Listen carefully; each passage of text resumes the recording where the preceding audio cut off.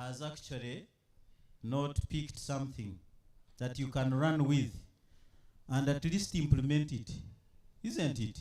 In your respective corner or structure, you can pick something from here and implement it. I want to tell you, and I am happy, Dr. Justin, you mentioned something very, very important, which I have been fighting. Now that we talked about the girl child, then problems on the male child. Now we are talking boy. Leaving the what? It will be a vicious circle. Why don't we talk about both? I am the national chairperson for the Boys and Girls Brigade of Uganda. For us, we emphasize equipping both boys and girls equally without discrimination. And what have we seen? We have seen leadership shared by both of them. We on merit. You don't have to bother to look for a leader. If it is a female, she leads. If it is a boy, he leads. And we have seen that mix work for us. Because we are trying to avoid this business of emphasizing one side, then by the time you know, before you know, then the other corner is crying. You run there. Before you know, the other corner is crying again. Why don't we push both? So that we don't waste time trying to work on one faction, leaving out the other. The Boys and Girls Brigade of Uganda started as two, organizations, Girls Brigade, Boys Brigade. Practically, we realized that the boys and girls in our companies were working together. Then we said, what is the structure up there talking about? Why don't we call it Boys and Girls Brigade? We had a lot of opposition from the international community because for them they wanted the separation of the two. Today they are coming to Uganda to learn from us how we have done it because it has worked. I would like us to adopt that approach.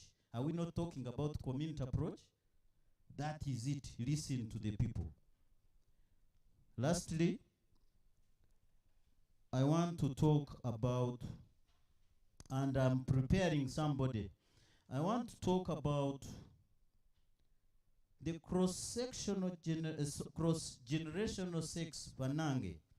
I started a program for young people in 1993, and we had sugar mummies.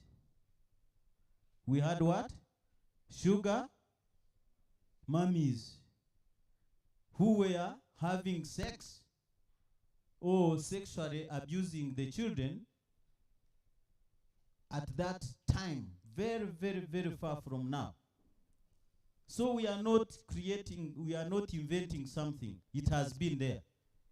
Let us address again problems as they are. Go to the communities. Don't assume everything is there, by the way. There is no assumption. May I call upon our elder, our chairman, and expert, and custodian of multi-sector approach. Hey, when I use the word multi-sector approach. Uganda AIDS Commission Chair for the Board of Directors. Dr. Eddie Mukoyo, you are most welcome.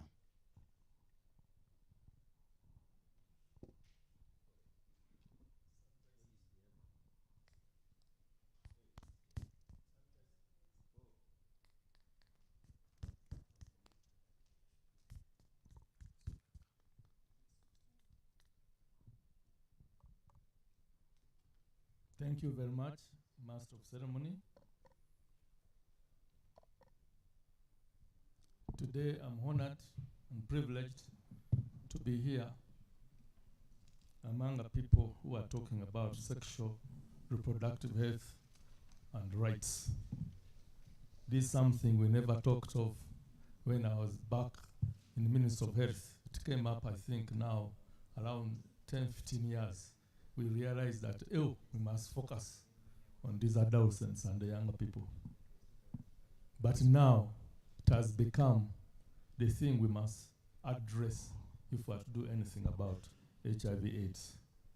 First of all, I would like to recognize protocol, the Council of Presidents, led by His Grace, and their representatives, Archbishop of Uganda, and all council members or their representatives, Minister of Education and Sports representatives, Minister of Health, UNESCO representative, the country director, SRHR Alliance, Inter-Religious Council of Uganda Secretariats, NGOs and civil society organizations present, advocates for youth and young people, all protocol observed. His Grace, who is the leader of the Council of Presidents, Archbishop Stephen Mugalu, or the representative, and all the council members or their representatives present. Indeed, I take this opportunity to thank you for turning up for this important meeting organized by the Sexual Reproductive Health Rights of Uganda.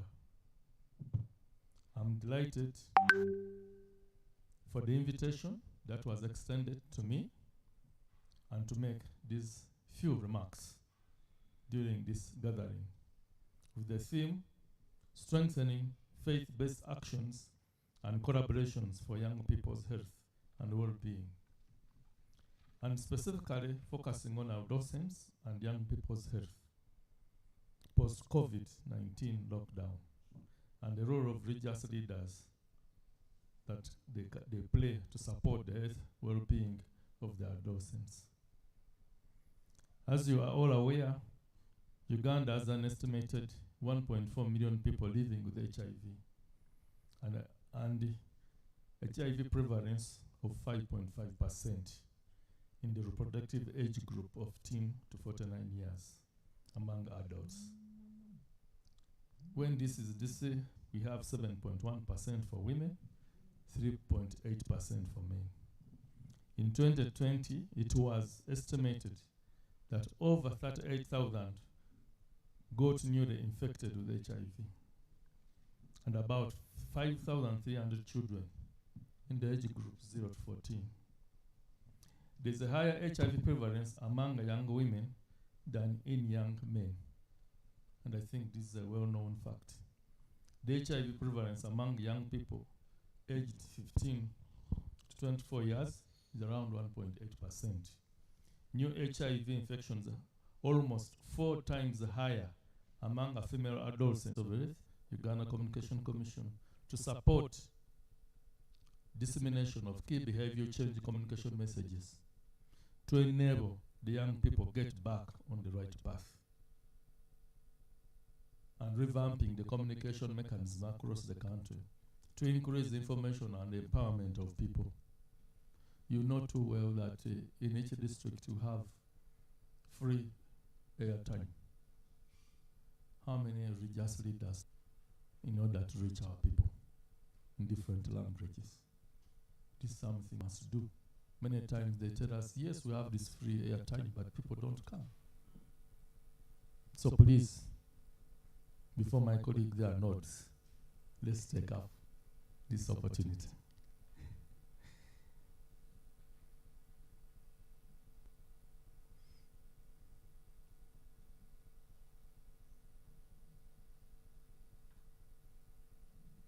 As we move towards the last mile for ending AIDS as a public health threat in Uganda, we need to consolidate the 5 pillars. Those who have looked at His Excellency the President's message with the 5 pillars, we need to revisit them, and I think they will be able to move us forward. This and the message, we must ensure it reaches every stakeholder so that they are enabled to play their critical roles at all levels. With the combined efforts of all stakeholders, the resilience and commitment of civil society organizations like SHRS Alliance our young people will be supported to live healthy and productive lives and overcome the trauma and challenges of post-COVID.